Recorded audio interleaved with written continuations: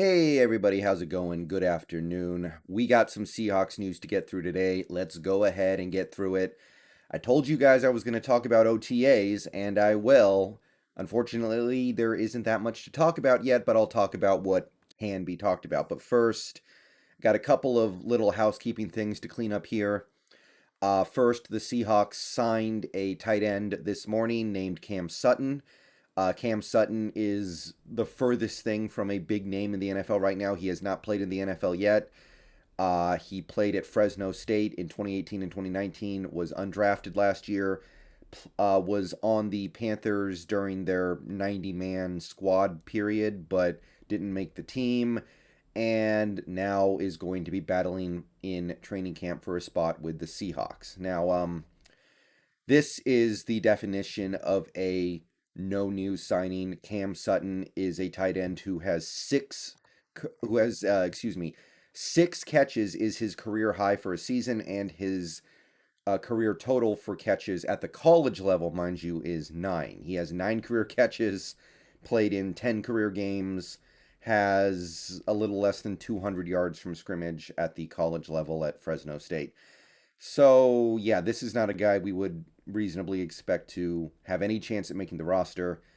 So, not really going to talk about him that much as a player. He is 6'6" and weighs like 240 something, so he's pretty big. But I will say this team seems to be interested in trying to find the next out of nowhere super talented tight end, because tight end, maybe more than any other position in the NFL, is a position where you don't have to be the most skilled player. If you are a physical freak, you can make up for that. If you're a physical freak, if you have good size or good speed, you can do damage at a tight end. And we brought in Nick Gugimos, who might really be the guy who ends up becoming the next physical freak tight end who comes out of nowhere. And now we have Cam Sutton, who at least has size in his favor. Um, I don't think either of those guys are going to make the team, but it seems like we really want a good tight end on the practice squad. So Cam Sutton has an outside chance of making the practice squad. It looks like he's going to be competing with Gugimos for that spot. So that's really all that can be said about that. Also, on another topic, good news here, per Tom Pelissero on Twitter, every team in the NFL, except for the Colts and Broncos, now has approval to safely open at 100% capacity before the 2021 preseason. So that includes the Seahawks. The Seahawks are now approved to open at 100% capacity for the preseason. Now, we still have to get approval from local leadership and local political leaders, but this is a good step in the right direction. I'll talk more about this in the future. All right, let's get to the meat of the video. Bob Condotta is the only person I have been able to find on the internet who has much of anything to say about the OTAs the Seahawks had on Monday, which was yesterday. We did not have any OTAs today. We will have some tomorrow and Thursday. I've been led to believe that the media will not be allowed access to the OTAs until Thursday, so we will continue to not know all that much.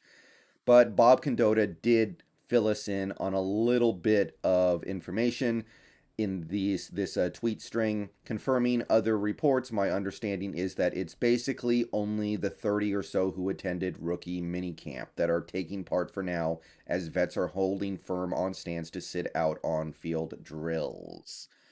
Okay, so the veterans are holding firm.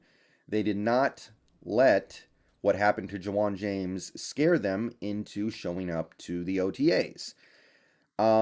Now, Bob Condotta goes on to say it's worth remembering that these are voluntary and veterans are taking part in meetings virtually, so lots of learning is going on. Unclear what will happen with mandatory minicamps next month, that's going to be very interesting to watch. Also, this is subject to change. Players could change minds at any time, but as of now, Seahawks vets are largely sticking to this statement released through NFLPA. Now, he does seem to indicate that there might be a couple of veterans at OTAs, but he gives no indication on who they might be or if he's just using careful language to make sure that he doesn't state an absolute when it's not warranted. But it seems like the veterans did not show up. So The only players at OTAs, as far as the media can tell, as of right now, are the same players who were at rookie minicamps. So you will see Daryl Taylor. You will see the rookies that we're excited about. You will see the tryout players. Those guys have something to prove, something to fight for. But yeah, Wilson not there, Lockett not there, Metcalf not there, Wagner, Adams, Brown, etc., not showing up. Not surprising, but I cannot help but be a little perturbed by this in light of the fact that we are introducing a new offense.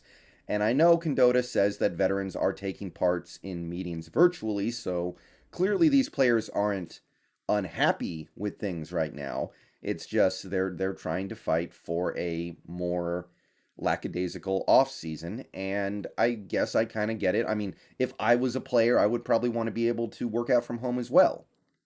But it does occur to me that we have a brand new offensive system coming in, and these players need to learn it. So, eh.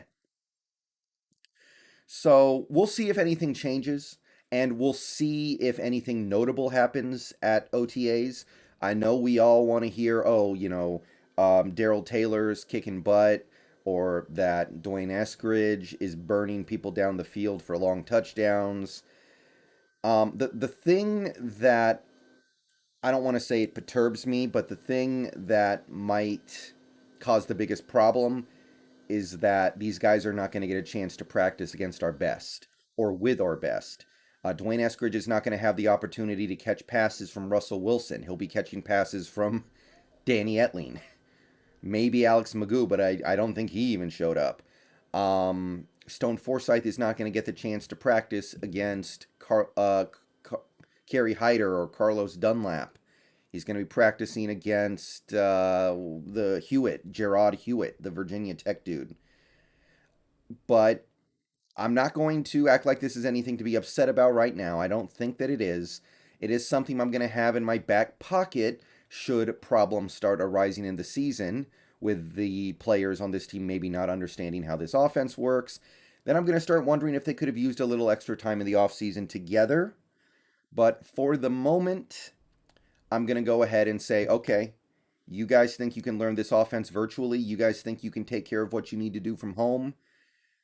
I I'm willing to give them the benefit of the doubt until I see it not working anymore. I mean, last year we didn't have any of these OTAs, and the offense came out like gangbusters. Now the defense had problems, but I was expecting that, OTAs or not. And of course they couldn't have shown up for any OTAs anyway. There were none because of COVID. So yeah.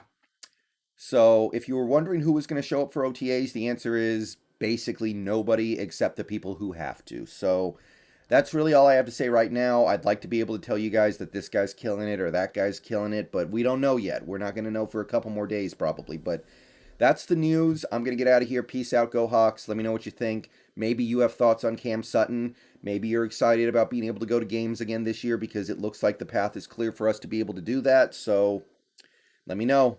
See you guys in tonight in stream. Go Hawks.